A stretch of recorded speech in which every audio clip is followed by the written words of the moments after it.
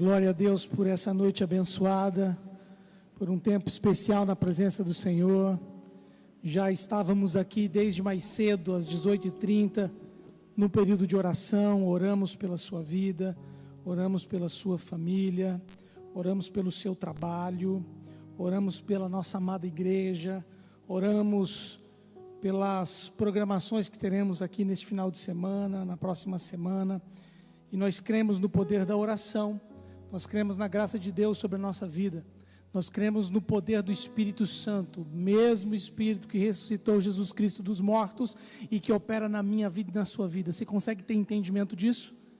Que o mesmo Espírito que ressuscitou Cristo dos mortos opera sobre a nossa vida.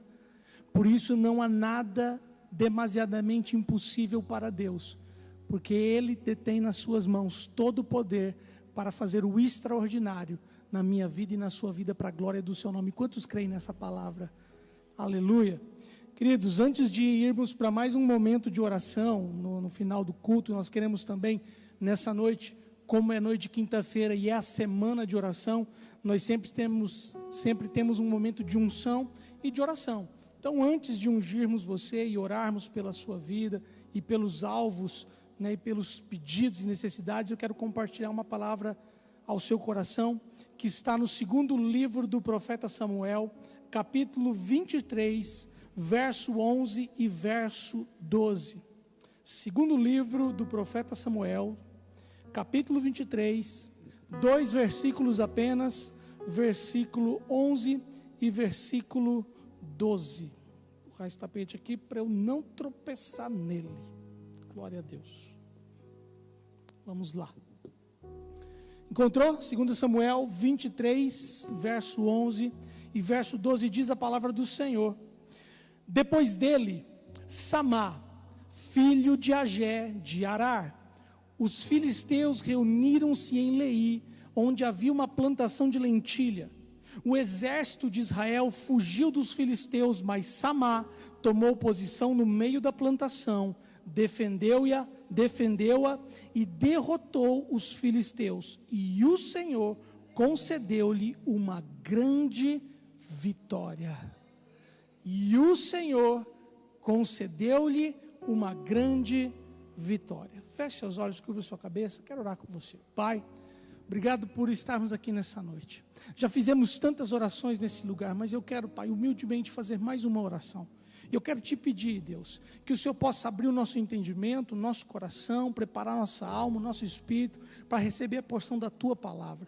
Deus, a Tua palavra é viva, é eficaz, é poderosa, Pai, para nos ensinar, nos instruir, nos corrigir, nos exortar, nos preparar para toda boa obra. A Tua palavra, Deus, é poderosa para transformar a nossa vida. Por isso eu te peço, Pai, em o nome de Jesus, que o Senhor possa conceder graça sobre o teu servo e usar a minha vida nessa noite, com humildade, mas com graça, para ministrar a tua palavra, em o nome de Jesus, amém. A Bíblia, ela é fascinante, ela é repleta de histórias extraordinárias a respeito de pessoas extraordinárias, mas não necessariamente o extraordinário era exclusivamente por causa da pessoa, mas por causa daquilo que Deus fazia através das pessoas. Todas essas histórias, queridos, que a Bíblia tem, ela edifica a nossa vida, ela edifica a nossa fé, ela nos ensina e ela nos impulsiona a continuar crendo em um Deus poderoso e maravilhoso. Algumas histórias, elas são como biografias, porque elas narram a história daquela pessoa, tudo aquilo que ela viveu, todos os seus feitos, as suas realizações. Mas algumas histórias são microbiografias, elas são muito pequeninas, assim como a microbiografia desse homem que nós lemos. Essa microbiografia que está no livro de 2 Samuel, capítulo 23, versos de número 11, verso de número 12, conta a história resumida de Samá. São só 2 versículos, mas que conta a história de um homem extraordinário. O rei Davi, a Bíblia diz que ele tinha muitos homens a seus serviços. Havia um grupo de homens específico que Deus lhe concedeu para que lhe ajudassem a estabelecer o seu reinado sobre Israel. Esses homens, a história conta, a Bíblia narra, que durante o reinado de Saul, eles não eram considerados dignos de servir a nação de Israel. Eles viviam escondidos em uma caverna, oprimidos por causa de tudo aquilo que eles viveram, de tudo aquilo que eles enfrentavam. Eles não eram dignos sequer de habitar na cidade do rei. Mas a Bíblia diz que, apesar de serem desprezados pela sociedade da época, nós vemos nele um exemplo de coragem, de fidelidade, perseverança, amor e honra. Nós vemos homens que estavam dispostos a dar as suas vidas pelo seu Deus, pelo seu rei e pelo seu povo. São esses homens que a palavra de Deus chama de os principais guerreiros valentes de Davi. Esse é o título que a Bíblia dá a esses homens, os principais guerreiros valentes de Davi, que o ajudaram a estabelecer o seu reino sobre Israel e se cumprir aquilo que Deus havia estabelecido como promessa. Alguns desses homens, a Bíblia narra, no capítulo mesmo de número 23, que eles derrotaram gigantes, eles lutaram sozinhos contra exércitos, eles eram adestrados para a batalha, habilidosos com as suas armas e comandados por Davi, eles lutavam corajosamente contra os seus inimigos. E apesar de nós vermos vários relatos da valentia desses homens, um deles chama a atenção por causa da sua atitude e a sua coragem diante de uma batalha. E essa batalha, nós podemos fazer um espelho dela para a nossa vida e identificar essas batalhas que esse homem enfrentou como as nossas batalhas do dia a dia, as nossas guerras diárias, os nossos conflitos que enfrentamos todos os dias na nossa vida. E esse valente se chama Samá. E quando nós olhamos para o texto, nós precisamos entender que de fato uma verdade clara e absoluta é que todos nós enfrentamos as batalhas do dia a dia. Nenhum de nós está isento de acordar pela manhã e enfrentar uma, se não duas, quem sabe três, ou até mesmo várias batalhas naquele dia. Há um ditado popular que a gente costuma dizer que a gente mata um leão por dia, e o leão que a gente não consegue matar naquele dia, a gente amarra para matar no dia seguinte. Essa é a nossa vida. A vida, na verdade, não é um parque de diversões. A gente sabe disso. Quem que enfrenta batalha aqui todo dia? Aleluia, glória a Deus. Bem-vindo ao mundo real. A vida comum é essa. É uma vida de desafios. Desde antes mesmo de nós existirmos corporalmente como estamos aqui, nós já enfrentávamos batalhas. Cada um de nós, no dia em que nosso pai e a nossa mãe estiveram juntos e eles tiveram uma relação de intimidade conjugal, mais de 400 milhões de espermatozoides estavam lutando e brigando para só um conseguir chegar no óvulo para fecundar e então formar você que hoje está sentado aqui para a glória do nome de Jesus. Desde antes de nós nascermos do ventre da nossa mãe, a gente enfrenta a batalha. E Jesus, Ele afirmou que no mundo nós teríamos aflições e que precisaríamos de bom ânimo. Precisaríamos de bom ânimo, porque Ele venceu o mundo. E é por isso que Jesus deixou para nós três coisas: a sua palavra, o seu espírito e a sua paz. Jesus nos deixou três coisas: a sua palavra, o seu espírito e a sua paz. Porque quando nós ouvimos a sua palavra, ela é revelada e convergida ao nosso entendimento pelo seu espírito. E nós então desenvolvemos fé, que de forma sobrenatural, ela aflora a paz de Cristo no nosso coração e fortalece o nosso ânimo diante das batalhas. É o que nós precisamos. Ao enfrentarmos as batalhas, precisamos das três coisas que Jesus deixou para nós: a sua palavra, o seu espírito e a sua paz. E estas três coisas desenvolvem fé no nosso coração, fortalece o nosso ânimo e nos deixa pronto para enfrentar as batalhas da vida. Quantos podem dizer amém? O texto que nós lemos de 2 Samuel fala sobre os filisteus. Os filisteus eram inimigos de Israel, criadores de problemas, chamados por Davi de incircuncisos, os filisteus, criadores de problema. Os filisteus, eles eram uma pedra no caminho de Israel, eles eram um espinho na carne de Israel.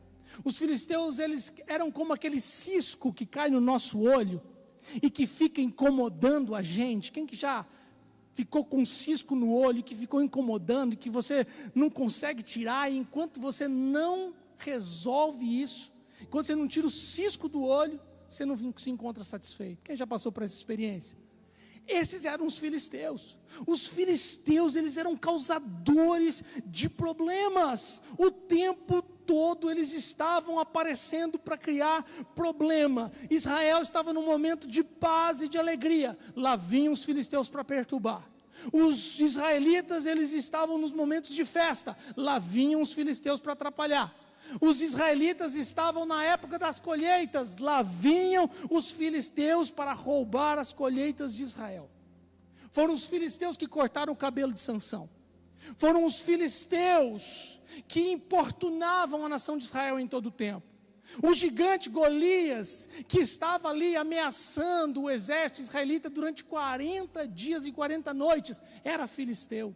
Foram os filisteus que roubaram a arca da aliança. Filisteus perturbadores. Os filisteus tornavam a vida dos israelitas difíceis. Quem conhece alguém que torna a vida da gente difícil? Pode saber que é um filisteu.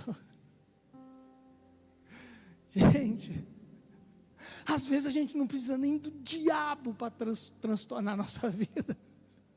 Porque tem gente que tem a capacidade de tornar o nosso dia difícil. O filisteu incircunciso. Você conhece alguém assim? Esses eram os filisteus. Mas veja bem, meu foco aqui não está nos filisteus, porque a gente sabe que eles existem. E a gente sabe que as circunstâncias perturbadoras que eles causam também existem. A gente sabe que os dias difíceis, eles vão aparecer para mim e para você o tempo todo. Mas quais são as lições que nós podemos aprender com a história de Samar? É isso que eu quero conversar com você rapidamente nessa noite. E o que nós aprendemos com a história de Samar? Primeiro, é que quando os dias forem difíceis, tome uma posição. Quando os dias forem difíceis, quando os dias estiverem complicados, quando a situação estiver ruim diante de você, tome uma posição, se posicione. O texto de 2 Samuel, capítulo 23, diz que quando os filisteus se reuniram em Leí, onde havia uma plantação de lentilha, o exército de Israel fugiu dos filisteus, mas Samar tomou posição no meio da plantação. Olha a atitude desse homem. Ele tomou posição no meio da plantação. É interessante isso, por quê? Porque existem pessoas que ao menor sinal de que as coisas podem ficar difíceis já estão fugindo. É gente que já está saindo pela direita ou pela esquerda. É gente que já está abandonando o barco. Nós precisamos entender que Deus não nos criou para fugir, mas nos criou para nos posicionar. Deus não nos criou para sermos fugitivos. Deus nos criou para estarmos posicionados, firmados sobre a rocha, com a cabeça erguida, para enfrentar as batalhas. É assim que Deus nos estabeleceu para ser. A palavra de Deus diz, na carta aos Hebreus, que o justo viverá pela fé, e se retroceder não terei prazer nele, mas nós não somos daqueles que retrocedem, mas daqueles que permanecem e são salvos. Essa é a chamada de Deus para mim e para você. Quando nós olhamos para a palavra de Deus, quando Moisés morre, o líder da nação de Israel morre, Deus chama Josué para uma conversa. Deus chama Josué para um bate-papo. E ele exorta Josué a quê? A ser forte e corajoso para assumir a posição de líder da nação. É isso que Deus faz com Josué. Chama ele para que ele assumisse a posição de líder da nação, pois ele iria conduzi-los até se apossarem da terra prometida. Agora você consegue imaginar o desafio de Josué? Moisés tinha liderado o povo por 40 anos. Moisés era o homem que falava com Deus face a face. Moisés é o cara que abriu o mar. Moisés era o cara que subiu no alto do monte, passou 40 dias e desceu com a tábua da aliança. Moisés é aquele que depois que falou com Deus, o seu rosto brilhava. Você consegue imaginar agora a condição de Josué, que era o que carregava a mala de Moisés? O desafio dele assumir a posição que Deus estava chamando ele. Não significa, querido, que Josué não tenha ficado tenso, preocupado ou receoso diante do desafio, das dificuldades que enfrentaria, mas isso não impediu ele de tomar uma posição. Tudo aquilo que envolvia a figura de Moisés e todo o desafio que esperava eles diante da terra que havia sido prometida, não foi suficiente para impedir que Josué tomasse uma posição. Mas não era apenas a posição de liderança que Josué estava tomando. Josué precisou tomar uma posição com Deus. Não era só a posição de liderança. Josué estava sendo chamado para tomar uma posição com Deus. Não se aparte da minha palavra, não se desvie dela nem para a direita, nem para a esquerda, permaneça firme diante de tudo aquilo que você ouviu de Moisés, aquilo que te foi ensinado, então você prosperará e os seus caminhos serão bem-sucedidos. Eu estarei contigo por onde você andar. O maior desafio de Josué não era assumir a posição da liderança, era assumir uma posição diante de Deus. Quantas pessoas até tomam uma posição diante de Deus, mas por causa dos desafios da vida, logo esmorece. Ao menor sinal de batalha, foge da presença do Senhor para a velha vida. Pessoas que tomaram posição diante de Deus, mas começaram a enfrentar os desafios, começaram a ter dias difíceis, ao invés de tomarem uma posição firme diante da situação, preferem virar as costas para Deus, preferem fugir e abandonar a presença do Senhor, voltando para a velha vida. Escute, deixa eu dizer algo para você nessa noite: cristianismo é tomada de decisão. Cristianismo é tomada de decisão. Não tem como seguir Jesus sem a gente se posicionar. Não é possível seguir Jesus se nós não estivermos convictos e definidos da nossa posição. Jesus diz para os seus discípulos: ora, se alguém quiser vir depois de mim, negue-se a si mesmo, tome a sua cruz e me siga. Tome uma posição e seja firme nela. Na vida com Deus, queridos, não há espaço para os oscilantes e nem indecisos. Não há espaço para oscilantes e indecisos. Deus está nos chamando para uma decisão firme, convicta e permanente. Quantos podem dar um glória a Deus por isso?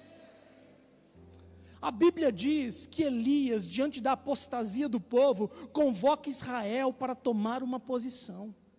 Olha o que diz a palavra de Deus no primeiro livro dos Reis, capítulo 18, verso 21. Primeiro livro dos Reis, capítulo 18, verso 21. Elias dirigiu-se ao povo e disse: até quando vocês vão oscilar de um lado para o outro? Até quando vocês vão oscilar de um lado para o outro? Se o Senhor é Deus, sigam-no, mas se Baal é Deus, sigam-no. O que que Elias estava dizendo para o povo? Tome uma posição, tome uma decisão, parem de oscilar.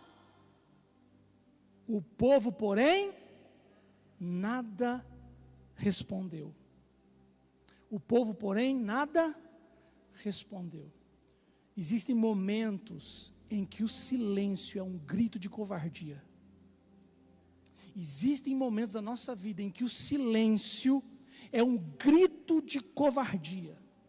Nós estamos vivendo dias difíceis em que a nossa fé está sendo desafiada. Estamos vivendo dias difíceis em que a igreja está sendo desafiada. Estamos vivendo dias difíceis em que a família está sendo desafiada, em que os nossos filhos estão sendo desafiados. Nós estamos vivendo dias em que os valores morais, éticos e espirituais estão sendo desafiados. E qual é a posição que estamos tomando? diante dos desafios que estão aparecendo à nossa frente, nos ambientes corriqueiros da vida.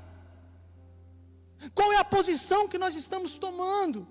O pastor Martin Luther King Jr., durante os movimentos de defesa dos direitos civis norte-americanos, certa vez disse: o que me assusta não é o grito dos maus, mas o silêncio dos bons. Qual é a posição que estamos tomando?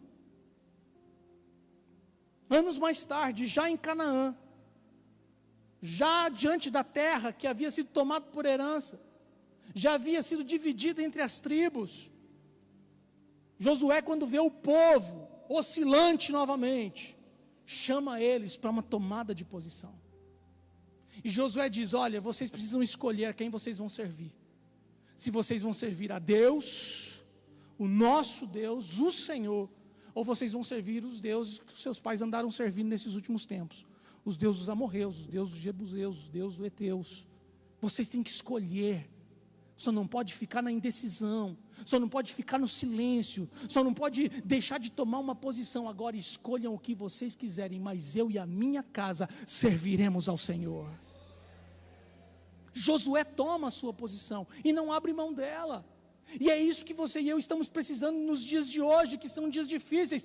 Tome posição. A palavra de Deus diz que diante dos ataques dos filisteus, o exército de Israel fugiu, mas Samá tomou posição no meio da plantação.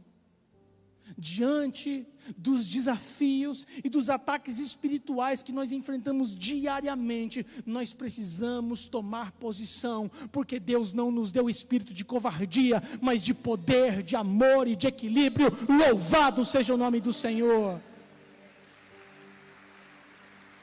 Aleluia.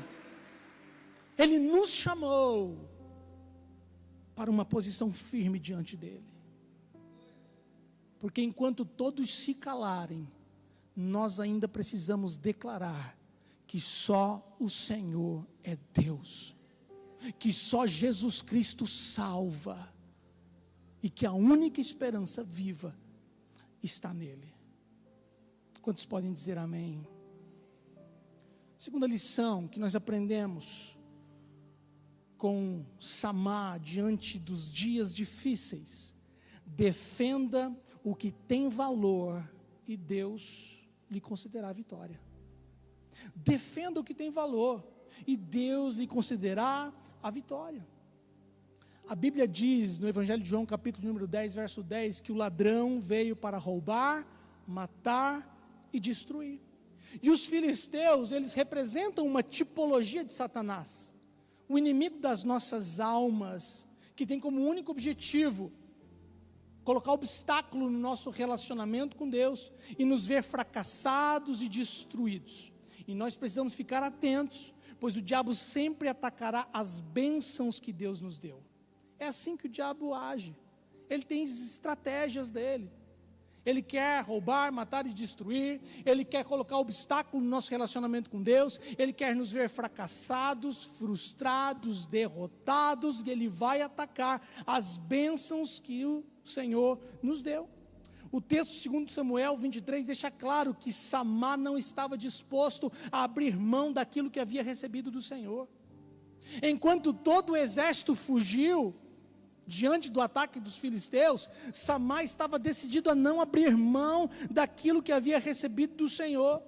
Aparentemente, dado ao valor da lentilha, alguém pode ter chegado perto de Samá e dito: Samá, para que ficar lutando com algo que não tem valor? Para quê?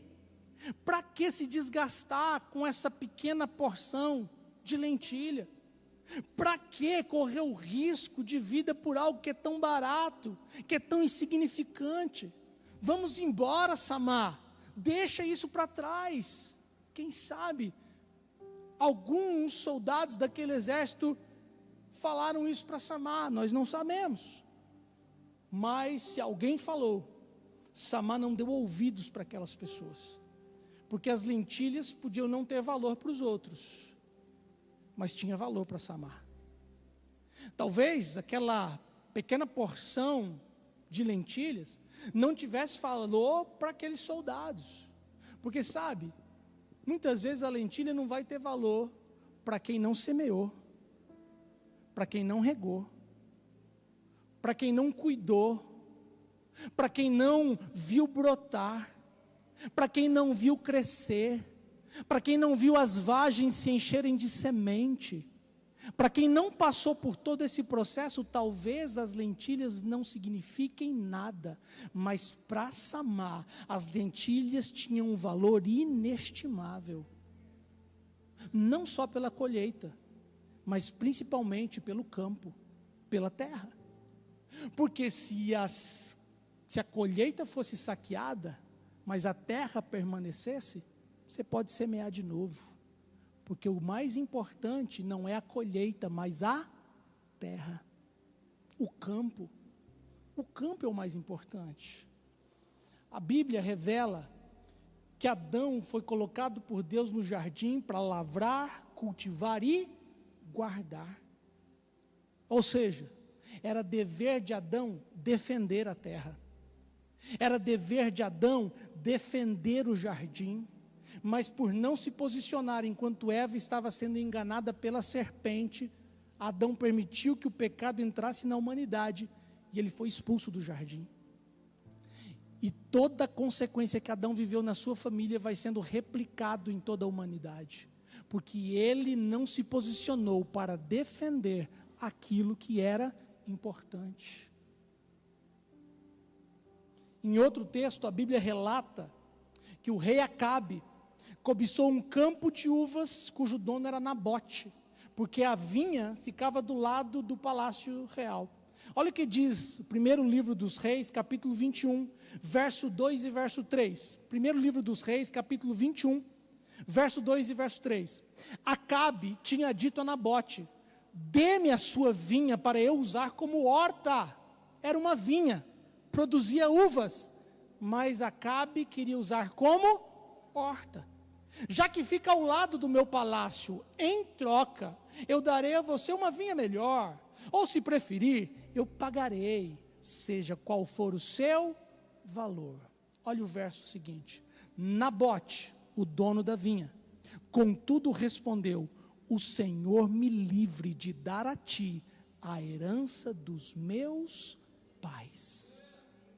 O Senhor me livre de dar a ti a herança dos meus pais. A diferença entre Adão e Nabote era o valor da terra que eles davam por ter recebido como herança. Qual é o valor que você tem dado àquilo que recebeu de Deus? Não negocie aquilo que você recebeu de Deus. Não troque e não venda por preço algum aquilo que o Senhor te concedeu. Não troque um casamento por uma noite de prazer com uma pessoa que você mal conhece. Não troque. Não negocie uma carreira de sucesso por causa de uma oportunidade de ganho fácil. Não faça isso. Não abra mão de um nome, de um caráter que não podem ser negociado por nenhuma proposta ou vantagem de corrupção. Não negocie a sua saúde física e emocional por causa de uma situação ou por causa de uma pessoa que tem te causado perturbação. A sua saúde, a sua vida, o seu casamento, o seu trabalho, o seu nome, o seu caráter, a sua fé valem muito mais do que qualquer coisa. Por isso, como Samar, esteja disposto a se posicionar, perseverar e defender aquilo que é precioso para você. Existem coisas preciosas na nossa vida que nós temos que defender. Qual é o seu jardim? Qual é a sua vinha? Qual é o seu campo de lentilhas? O que é necessário você defender? Ter clareza do que Deus deu a você e se posicione para defender. Porque se nós não defendermos aquilo que Deus nos deu, Ele também não defenderá, porque o que eu e você temos que fazer, Deus não faz por nós. Aquilo que Deus coloca nas nossas mãos para fazer, não é Ele que faz, somos nós. Aquilo que Deus deu para nós defendermos, Ele não defende. Quem defende somos nós. Deus não desceu quando Adão se omitiu diante da serpente. Defenda aquilo que é importante para você. Samar não se importou quando todo o exército de Israel fugiu. Ele não se importou com quantos inimigos teria que lutar, porque Samar sabia muito bem o que devia defender. Portanto, querido, se o seu campo de lentilhas é o seu casamento, defenda-o. Se é sua família, lute por ela. Se são seus filhos, não abra mão deles. Se são seus sonhos, agarre-se e não solte. Se é o seu caráter, a sua fé ou o seu chamado, esteja disposto a enfrentar o que for preciso, com coragem e perseverança, sem desanimar e nem desistir. Persevere e defenda aquilo que Deus te deu até o fim, para a glória do nome do Senhor. Defenda o que o Senhor te deu. Não abra mão disso. Não importa propostas, não importa ofensas, não importa circunstâncias.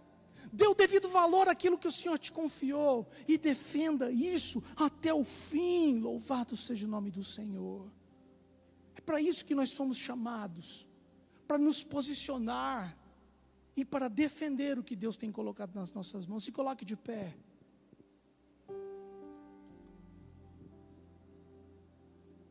Olha o que diz a palavra de Deus em Provérbios de número 21, verso 31.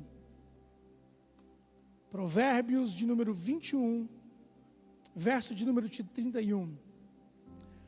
Prepara-se o cavalo para o dia da batalha, mas o Senhor é quem dá a vitória.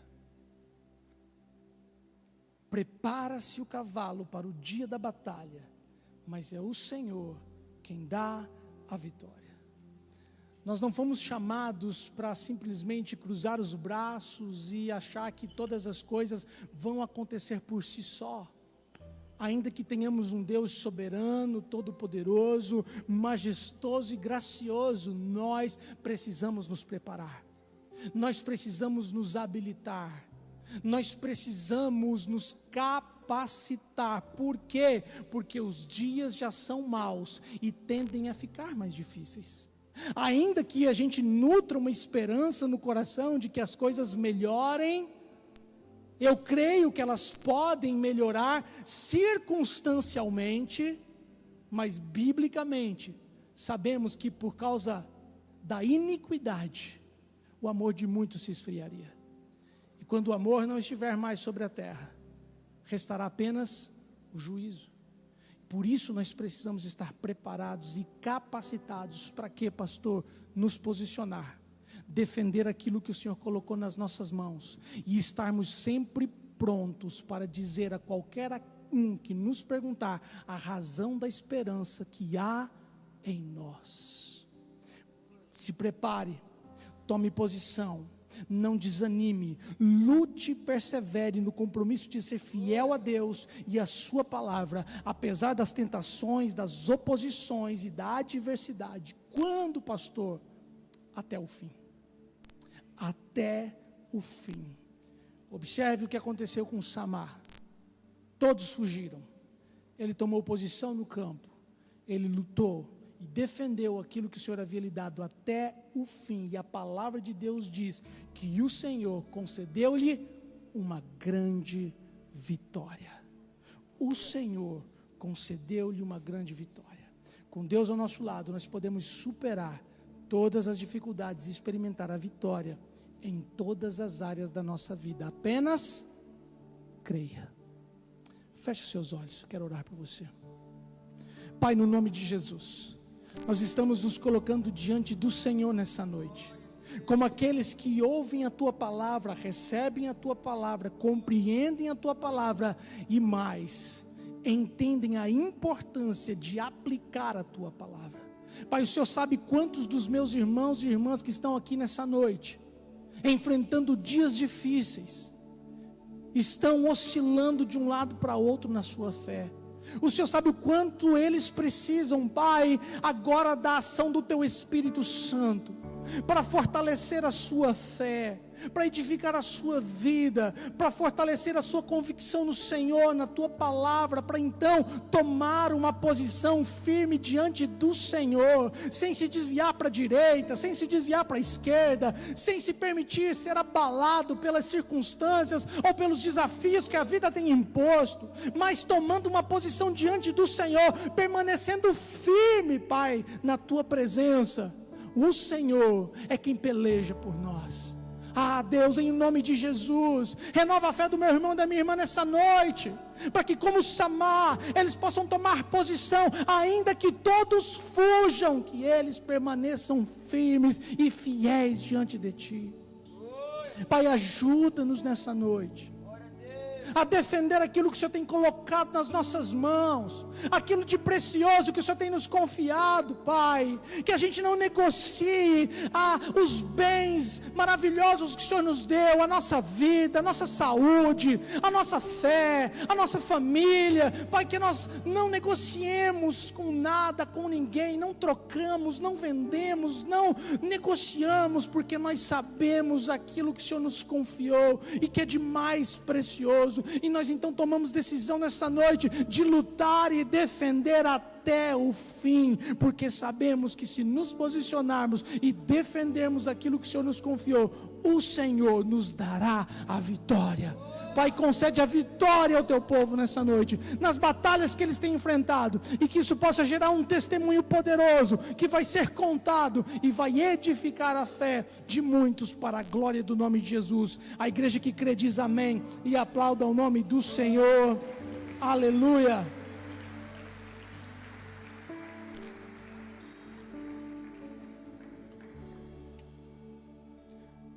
Creia nessa palavra. Deus está nos chamando para um tempo de posicionamento e de defesa da nossa fé. O Evangelho não pode ser jogado na lata de lixo como muitos têm feito. Nós somos os defensores do Evangelho. E quem nos defende? O Senhor, no nome de Jesus. Amém?